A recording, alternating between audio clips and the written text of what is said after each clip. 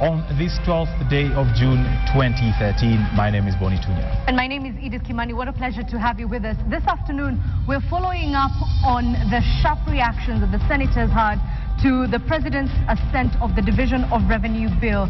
They're currently in court trying to put their act together. Aaron Ocheng is standing by and will bring you the full details in this bulletin. Also, I'll be giving you details about the self-confessed vampire from Naivasha. Stay tuned.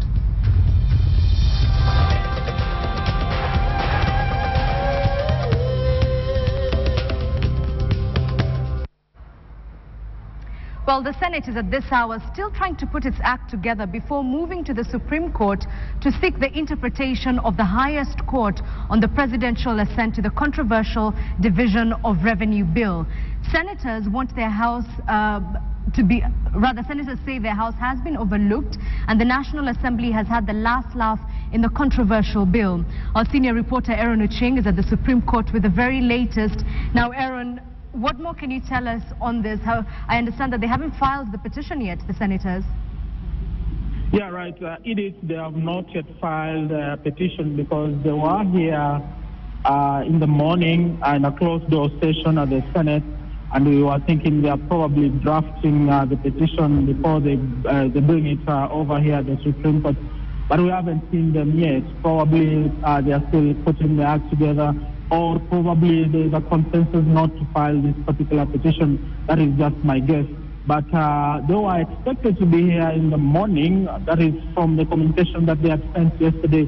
But up to now, the court registrar has not seen any of the senators here, and we are still pitching camp, probably waiting to see if they'll show up.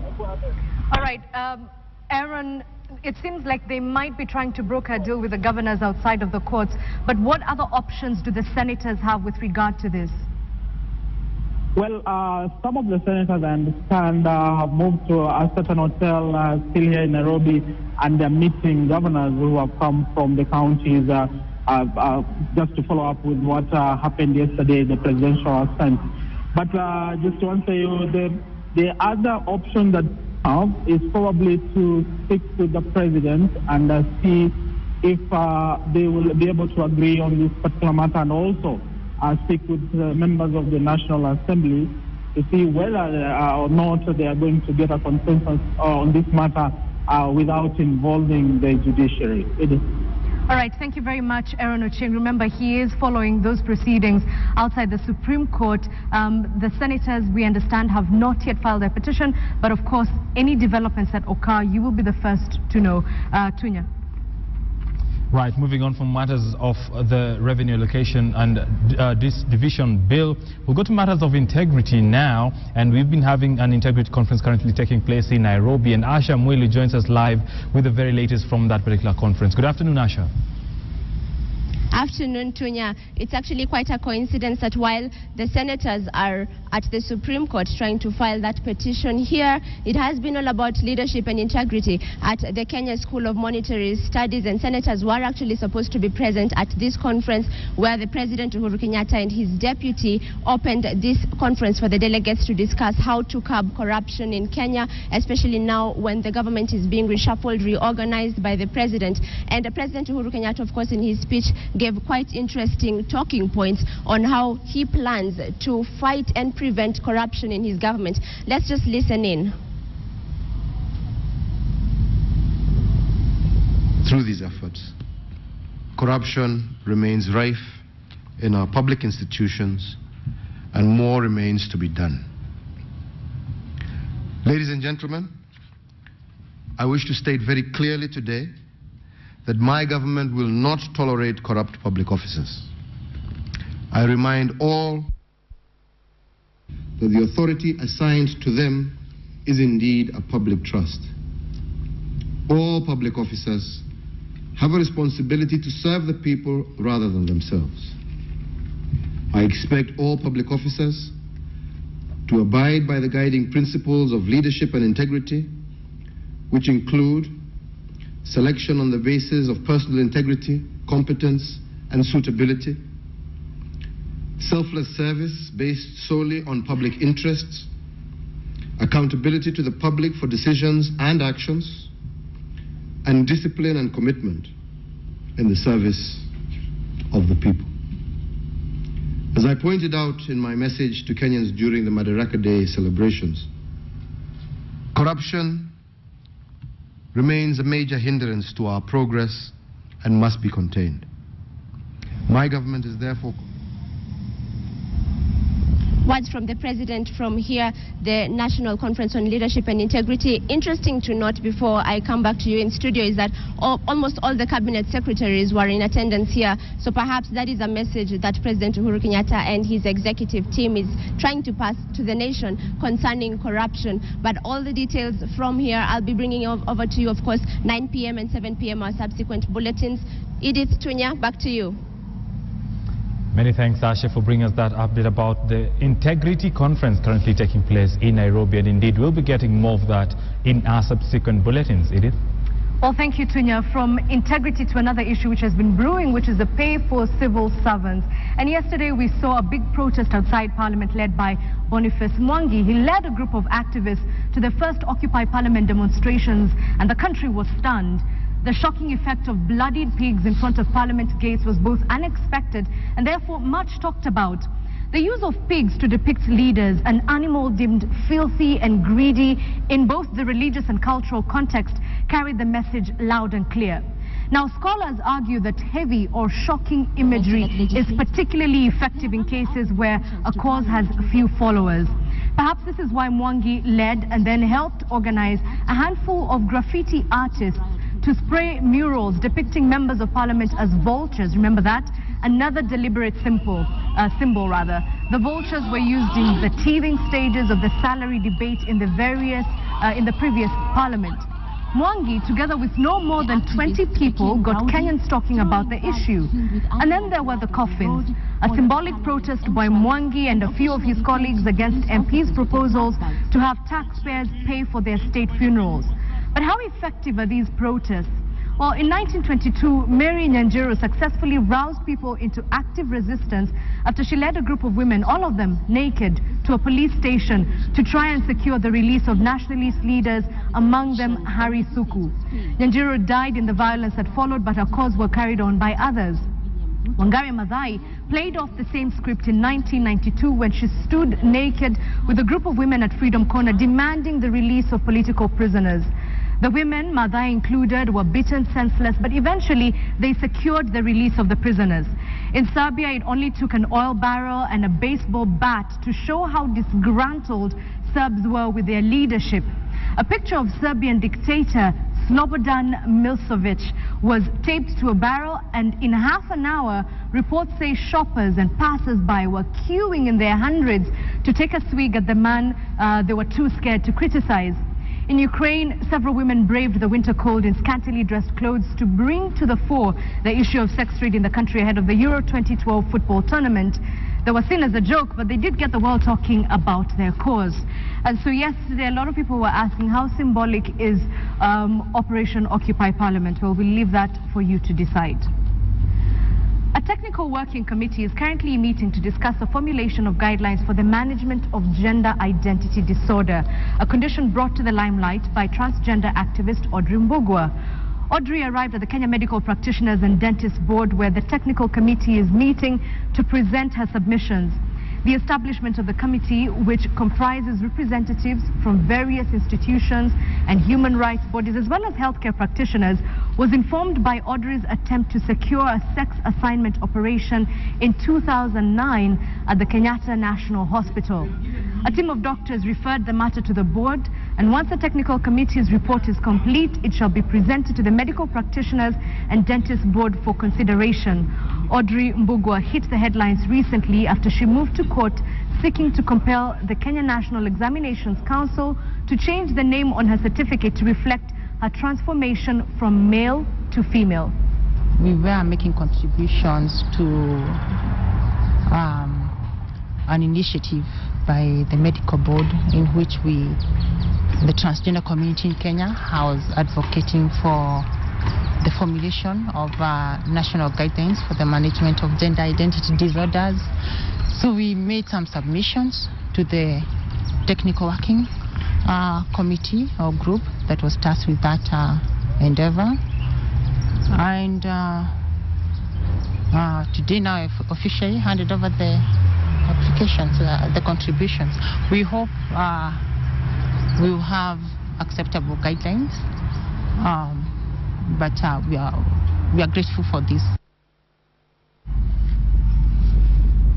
The next one is one of the many bizarre stories that we bring you every day at the news desk.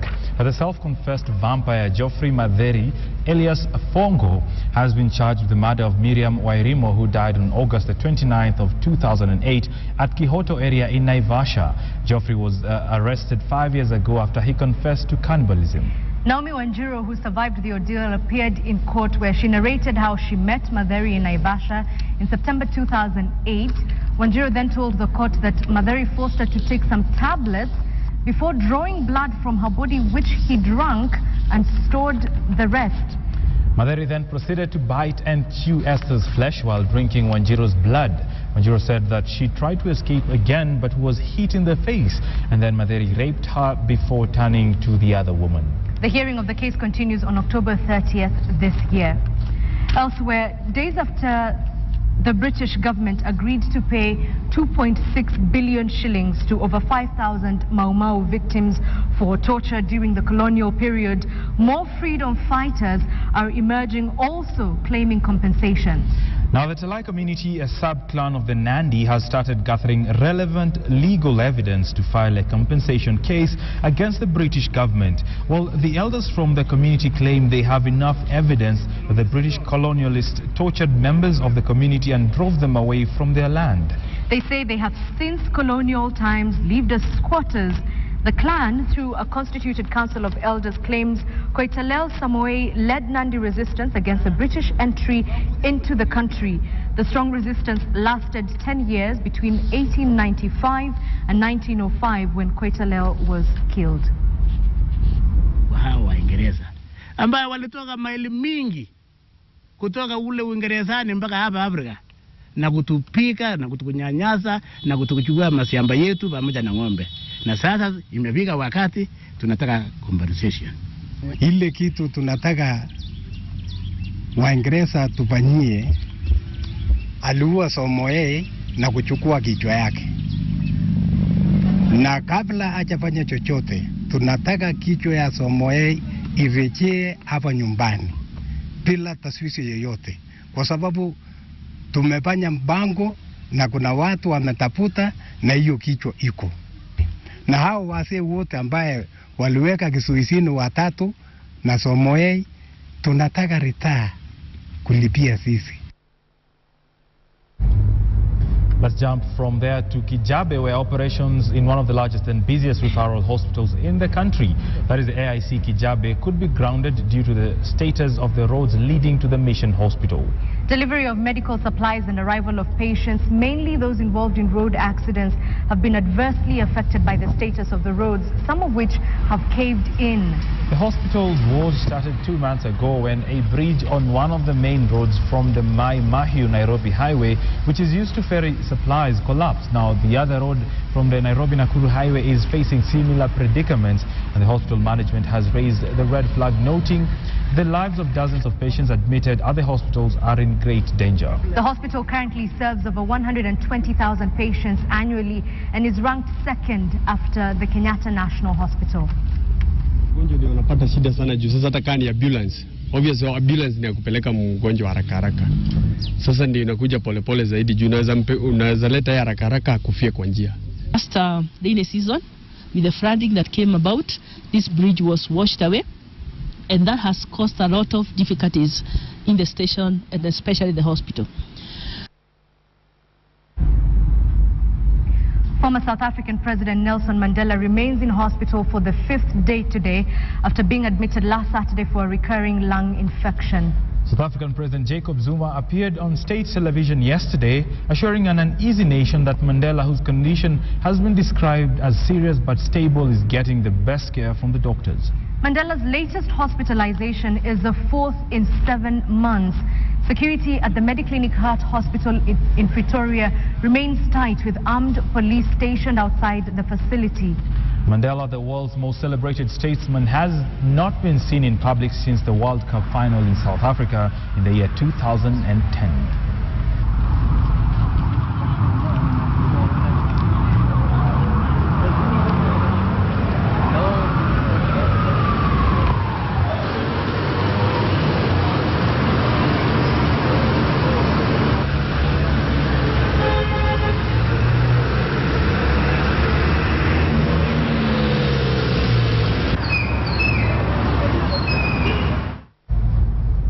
Everyone is sending messages of get well soon to Mandela, and you can do that by sending your recorded 30-second video to www.standardmedia.co.ke, and Joy Doreen Bira will be able to preview that on Saturday for Africa Speaks. Right, and speaking of our online flagship, KTN has broken yet another record. Yeah, we tend to do this often, by being the first Facebook fan page in Kenya to hit the 600,000 follower mark. Now, the fan page, which is used to disseminate news and interact with KTN's audience, hit the 600,000 mark this morning at 8:30. The fan number 600,000 was Awinja Achieng from Mumia's Sugar. KTN hit this milestone, leaving other pages with a considerable distance. And President Uhuru Kenyatta's fan page, for example, has 535,000 likes. In addition to the numbers, KTN's fan page also scores highly on interactivity, with an average 75,000 Facebook users talking about KTN at any given time. Now, in March this year, the NSE ranked the Standard Group as a top social media use. Now, also here from KTN, we do appreciate all that, and keep liking the page. Right. Thank you so much. Remember, the fan page is www.facebook.com/KTN Kenya. Right, we'll take a short break to pay the bills, but coming up is business and more news.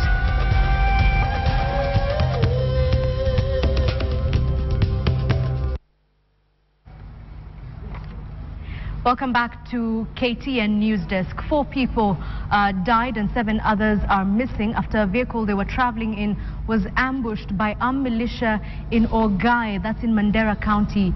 The victims were traveling in a double-cabin Land Cruiser from Mandera Town to Takaba when they were attacked.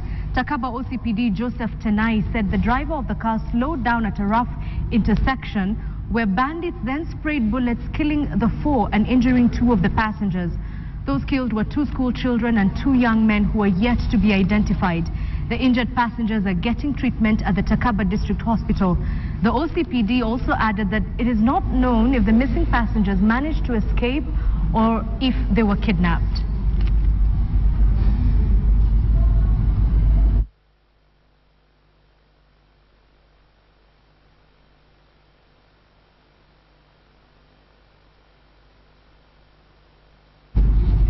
Right, let me now hand you over to Boni Tunya, who has news about the Subaru.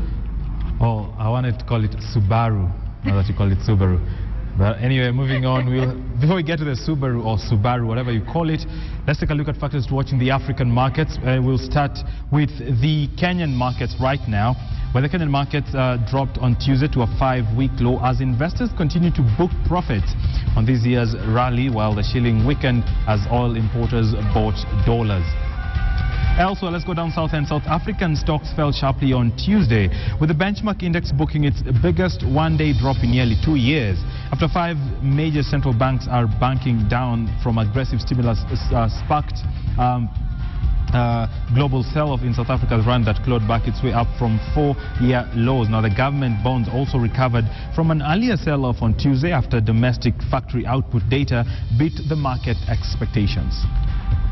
Let's go to West Africa now, and the Nigerian unit of South Africa's Standard Bank said on Tuesday it expects its pre-tax profit for the 3rd quarter to hit 4.3 billion naira, if you like, $27.4 million, compared with 3.14 billion naira in the same period last year. Now, the Union Bank also said its Tuesday 1st quarter pre-tax profit percentage was about 7.33% lower than the mark, compared with 5.48 billion in the same period last year. Let's come closer home, and the brewing dispute over the Nile between Ethiopia and Egypt is not going away anytime soon. Now, Ethiopia dismissed Egyptian talk of the military action against a giant dam it is building in the Nile as a psychological warfare. And Ethiopian authorities now say on Tuesday that it would defend itself and carry on with the work regardless. Right, Seychelles has invited oil and gas companies to bid for exploration blocks, ending a 2-year moratorium and introducing new rules for bidders after compelling a review of laws regulating the sector. Finally, let's look at what is happening as far as world global oil prices are concerned. And Brent futures dropped towards the $102 mark on Wednesday after an expected jump in oil investors in the world's largest consumer, that is America. Now, the United States, while the producer cartel of OPEC and the U.S. government both trimmed demands for forecasts. Well, those are the factors to watch in the African markets, and now you know where your money is and where it needs to go. Let's come back to Nairobi, where Subaru Kenya has unveiled the 4th generation Subaru Forester into the Kenyan market. The Forester has been acclaimed worldwide for its drivability, riding comfort, rugged draft capability, and utility and superior maneuverability. The 4th generation Forester has won the highest 5-star overall rating in the 2012 European New Car Assessment Program Safety Performance Test. The Subaru was awarded the maximum score for the protection of all the body regions in the side barrier test, and its front bumper scored the highest mark for the protection of pedestrian legs. Now, Subaru Forester advanced its unique ring-shaped reinforcement frame of the body.